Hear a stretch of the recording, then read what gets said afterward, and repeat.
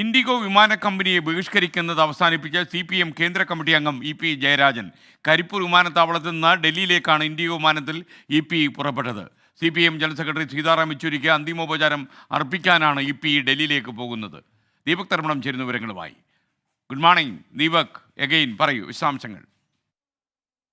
Good morning S K ഇന്നലെ രാത്രി 10:20 ഇൻഡിഗോയുടെ വിമാനം കരിപ്പൂരിൽ നിന്നും ഡൽഹിയിലേക്കാണ്. ഇന്നലെ രാത്രി മറ്റൊരു വിമാനം ഡൽഹിയിലേക്ക് പോകാനില്ല, കണ്ണൂരിൽ നിന്നും കോഴിക്കോടിൽ നിന്നും.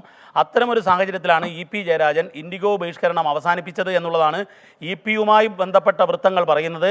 അതായത് ഇന്നലെ രാത്രി പെട്ടെന്ന് തന്നെ അന്ത്യോപചാരം അർപ്പിക്കാൻ ഡൽഹിയിലേക്ക് പോകണം, മറ്റു മാർഗമില്ല, കണ്ണൂരിൽ നിന്നും മറ്റൊരു വിമാനമില്ല, എയർ ഇന്ത്യ വിമാനം നോക്കി എയർ ഇന്ത്യ വിമാനം കിട്ടാനില്ല. അത്തരമൊരു സാഹചര്യത്തിൽ തൻ്റെ നിലപാട് മയപ്പെടുത്തി, അതായത് പ്രത്യേക EP-യുടെ തന്നെ വൃത്തങ്ങളുടെ കടമെടുത്താൽ ഒരു അനിവാര്യമായ സാഹചര്യത്തിൽ ഇൻഡിഗോയിൽ കയറേണ്ടി വന്നു എന്നുള്ളതാണ്. അങ്ങനെ 10:20 അദ്ദേഹം ഡൽഹിയിലേക്ക് പുറപ്പെട്ടു. അദ്ദേഹം ഇപ്പോൾ ഡൽഹിയിലാണുള്ളത്.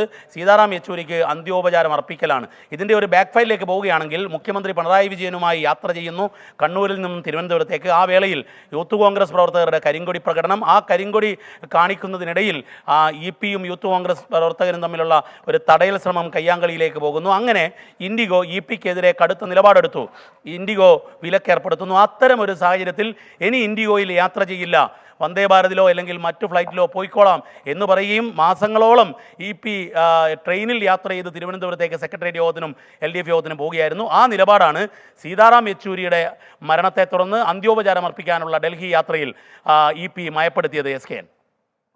Okay, thank you Deepak Dharmadam.